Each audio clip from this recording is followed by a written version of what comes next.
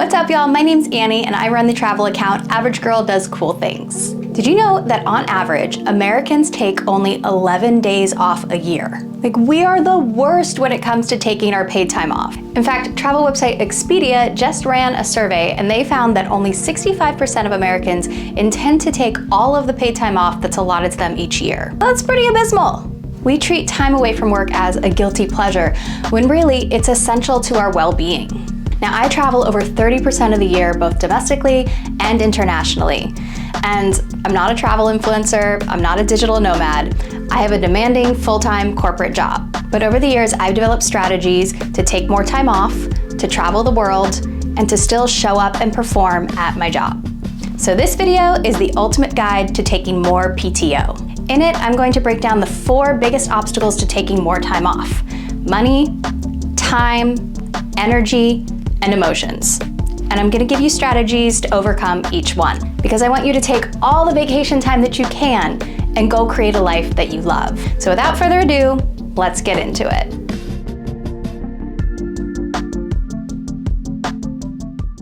Okay, y'all, let's talk about obstacle number 1 to traveling more, and that is, where do I find the money? Because even with a full-time job, finding the money to travel more can be a huge blocker to taking more trips. Obviously, like, you wanna have enough money that you can take care of future self. You have to be able to pay your bills, like your mortgage, your rent. And if you're like me, you still wanna feel like you're getting a good deal when you do travel. So in this part of the video, I am going to give you 11 tips to help you free up more cash or find more resources so you can travel more. So tip number 1 is to prioritize your spending. Notice I didn't say budget.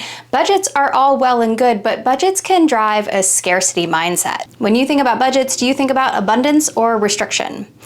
I'm gonna guess it's restriction. So instead of thinking about all the places that you need to cut back so you have more money, instead think about where you wanna prioritize your dollars. You wanna spend lavishly on the things that are important to you, like traveling, but cut ruthlessly on the things that aren't.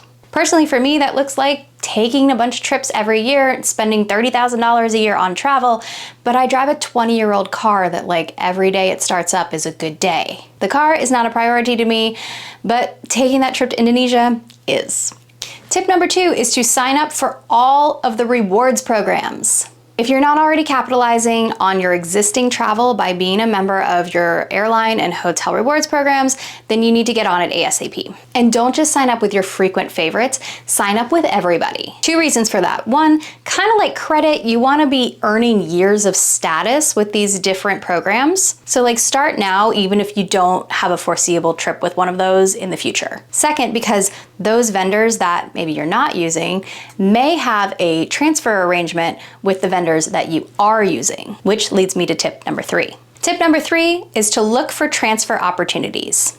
As there's more competition in the travel space, these rewards programs have become more and more robust. So travel providers are teaming up with others in order to keep your loyalty. For example, you can now earn Marriott Bonvoy points by shopping at Starbucks. Then you can transfer your Marriott Bonvoy points to United Airlines to book a flight. You might never stay in a Marriott hotel, but you can still earn points for Marriott Bonvoy. And then if you are a United Gold status member, that gold status transfers over to Marriott and you can get Marriott Bonvoy gold status. Again, even if you've never stayed in a Marriott hotel. So using these travel transfer partners is a great way to stretch your dollars. Tip number 4 is to be open to flexible travel. If your goal is to travel more, then being flexible in when you travel and where you travel to is a super cost-effective way to go. So instead of, like, picking a destination and a time that you can travel, you find a time that you can go and then you look for the cheapest flight to anywhere. Or vice versa, you pick, like, where you wanna go or a couple places that you wanna go, and then you look for the cheapest time to go without being wedded to the time. It's a bit of rolling the dice with your travel plans, and, you know, for a planner, it's a little difficult to let go, but it can be an amazing way to have an unexpected adventure and save some money. Tip number 5 is to bring in some extra income. I say the gig economy is great for this, guys. It has never been easier to start up a side hustle and bring in a little bit of extra cash. So you can advertise your own services on something like Fiverr or Upwork, or you can get into dog sitting on Rover, which is what I do. You can do food delivery through DoorDash, or you can sell some extra clothes on Poshmark. Now, one caveat here I want to make sure that I mention is that a side gig is not the same as starting a business. If extra cash is your goal, starting a business might get you there in a couple of years, but starting like a whole business is a lot of work. You're looking for a side gig that is going to make you extra cash and get you paid right now. Tip number 6 is to make sure that you're maximizing what you're already spending. So if you're not already gathering points on everyday purchases, it is time to start. Pick a rewards credit card that matches your current day-to-day spending and rewards you accordingly. So for example, if you like to eat out, make sure you pick a card that gives you extra points on dining. If you fly a lot, make sure that you pick a card that is rewarding you multiple points when you book air tickets. Just be aware of the annual fee of a card and make sure that you are getting enough in points and perks to offset that annual fee. And don't carry debt, because carrying debt on a credit card in order to get points makes no financial sense whatsoever. Tip number 7 is to make sure you're putting your dollars to work. This should go without saying, but don't leave your extra dollars sitting in a checking account earning no interest. Find a high yield saving account and make sure that your dollars are working for you. Visit a site like bankrate.com or nerdwallet.com so that you can compare all the current offers on high yield savings account and pick one that is best for you. Keep that money working towards our next trip. Tip number 8 is to book in the off season. Booking in the off season or in the shoulder season is a great way to get discounted rates on places that are typically really expensive. It can also be easier to get reservations, and it's great for the local economy because it's bringing dollars into the area at a time when tourism revenue is typically lower. Just be aware that not all restaurants or attractions may be open during that time, so be sure to check before you go anywhere. Tip number 9 is to get your financial house in order. Travel is amazing and eye-opening, but not if it's putting you in the poorhouse and making you dependent on your full-time job just to stay afloat. Make sure your financial house is in order before you start spending big on trips. That means that you are contributing to your retirement account, you have a fully funded emergency savings, and little to no credit card debt. Because trust me, nothing will suck the fun out of your travel faster than money stress. Tip number 10 is to hit the discount travel sites. So here are some of my favorite discount travel sites. I love going.com for flight deals, google.com/flights for flight deals, point.me for travel rewards planning, kayak.com to comparison shop deals on hotels and cars, and hotels.com for great hotel deals. If you want a list of these, I've got a full ultimate guide to taking more PTO, and I'll put the link in the description below. Tip number 11, last tip here, is to avoid unexpected travel fees. Once you've booked a trip, beware the sneaky fees that can eat into your travel budget. Review your credit card policy on foreign transaction fees, exchange fees, and service fees. And just make sure that you're using a card that doesn't penalize you for using it abroad. All right, those are 11 tips on overcoming the money obstacle to traveling more with a full-time job.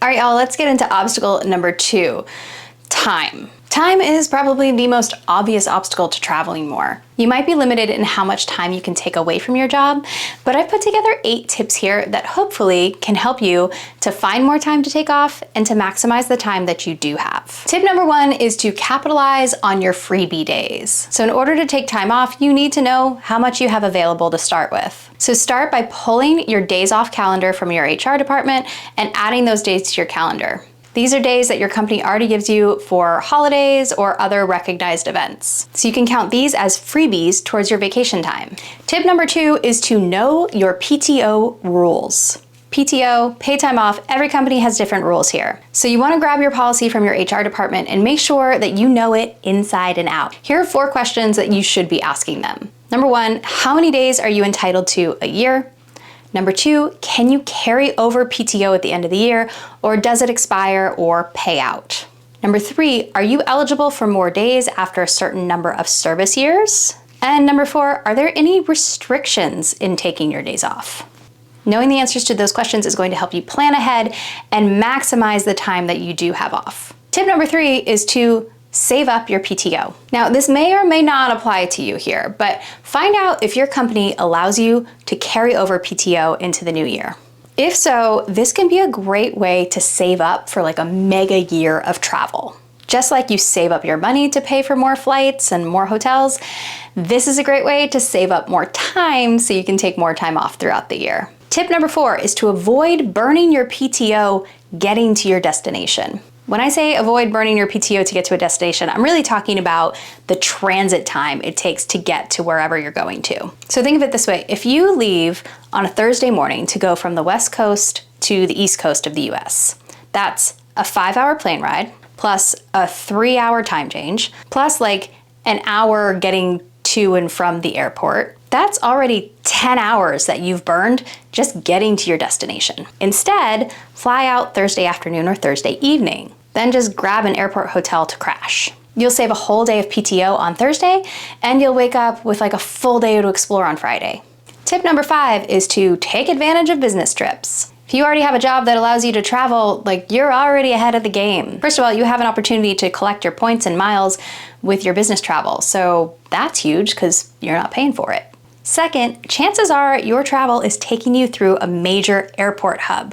And if that happens, you have a good shot at scoring a deal to somewhere else. It's a great opportunity to snag a cheap fare and to cut down on your transit time. So you'll want to make sure that you check with your company on their policy about adding on personal travel to business travel. Many will pay for the round trip to and from your business destination, and then you can add on personal travel at your own cost. It's a fantastic way to add in a little more adventure. Tip number 6 is to purchase more PTO. Did you know that some companies offer purchase time off? Yeah, basically it's an agreement between you and your company to take unpaid days. So some companies call this reserve time off, and typically you have to elect this benefit during your open enrollment period. So that time like in the fall when you're signing up for your annual benefits, that's when you can do this. You won't get paid for these days, but you get to spend them however you want away from your job. Tip number 7 is to work remotely. If that black hole of 2020 to 2021 taught us anything, it's that like most desk jobs can be done from anywhere. And if you've already proven this to your boss, then like you've got a good shot at making a case for being able to work remotely for a period of time. Now, one caveat here is that there may be tax implications for choosing to work from a different state or a different country, so you'll want to make sure you look into that before you dive in. And tip number 8 is to redefine how you think of travel. So when you think of taking vacation, odds are you're thinking about taking a week away, sitting on the beach, relaxing, and you're recovering from work before you got to turn around and go right back. So instead of these large swings between work and relaxing, think about taking shorter, more frequent breaks. So instead of traveling really far to go spend a week on the beach, think about taking like a short 2-hour flight to spend 4 days over a long weekend exploring a new city. This can allow you to see more places and have more frequent breaks to recharge from work. So hopefully those 8 tips were helpful in helping you overcome the time obstacle.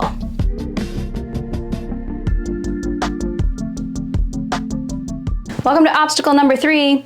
Energy. You might have the money to go, you might have cobbled together the time, but you might be exhausted. With everything at work and at home overloading your system, sometimes just the idea of like taking a trip and mustering up the energy can be really difficult. Like the soul is willing, but the body is tired.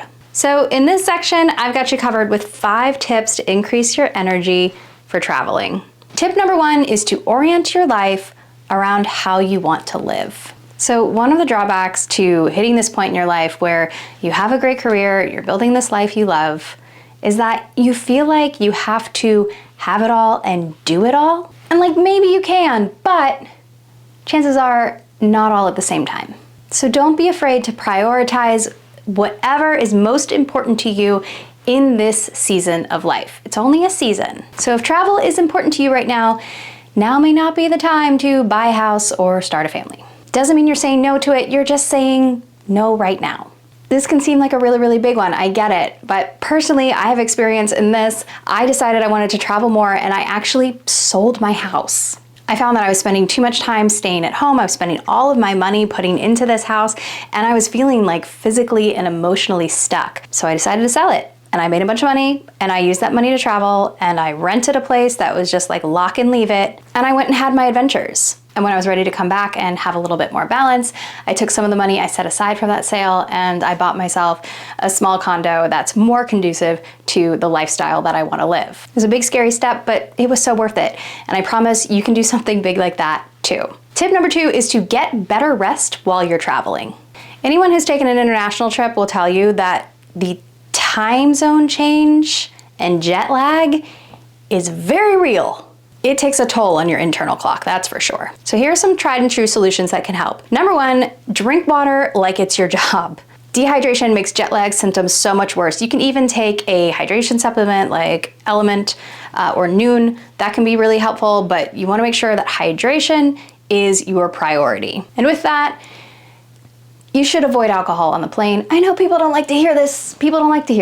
But again, dehydration is the enemy, and alcohol is very dehydrating. Bring a natural supplement with you to help you sleep, so melatonin or something like a Beam TLC. I'll put a link to that below. It's one of my absolute favorites to help me fall asleep. Just make sure that these are things that you've tried at home before so you don't have unexpected reaction while you're traveling. And lastly, be sure that you expose your skin and your eyes to natural light when you arrive at your destination. It's hard, you gotta like push through it, but it is one of the quickest ways to get on your new time zone. Tip number 3 is to know your food triggers. Like your mom was right, you should eat your vegetables, along with plenty of protein and healthy carbohydrates. Something that we as Americans are just not great at, but like food is energy, and the quality of food that we eat directly affects our health and the energy levels that we have. So it is worth the time to figure out what foods affect your energy levels and how. And then you should be eating to support those healthy energy levels whenever you travel. Nobody wants to hear it, but like healthy eating is a great way to support your body and increase your energy levels and increase your longevity. Tip number 4 is to train for travel. What do I mean when I say train for travel? Well, stop looking at the gym like a place that you have to go or a place that's only associated with weight loss, and start thinking of it as a place that builds you a healthy body that supports travel. Traveling takes a huge toll on our bodies, and if you want to go do active adventures, you have to be physically in shape for them. So if you want to hike through the jungle to go see gorillas, or you want to climb to see Machu Picchu, or you just want to travel a long time in an airplane without your legs seizing up, you have to train your body like a travel athlete. So a regular gym practice is a great way to do this. You don't have to go crazy. You don't have to go be there for hours like trying to lose weight or whatever. You just have to go and make sure that your body is strong. Tip number 5, last tip here, is to set up a re-entry system. This one has been critical for me being able to travel more often. Basically, you make a list of everything that you have to do to get back on track so you can turn around and go to work the next day. And then you create a system for yourself to get that done quickly and easily as possible. So for example, you might pre-schedule your Uber for when you land, order your groceries to be delivered as soon as you arrive home, quickly unpack and throw in a load of laundry, and then jump in the shower while you heat up a frozen dinner. That's my routine anyway. Whatever you need to do, have a set routine that helps you get settled, get back on track, and get ready to jump back into work.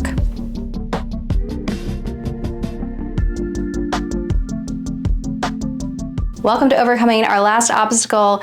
This time, we're gonna talk about the emotions that might be keeping you from traveling more with a full-time job. Gosh, from guilt to anxiety to fear of being alone, there's a whole host of emotions that can keep you from even taking the first step to traveling more. But you should never let those emotions stop you from creating a life that you want to live. So I'm gonna give you 6 tips that can help you overcome these emotions that stop you from traveling more.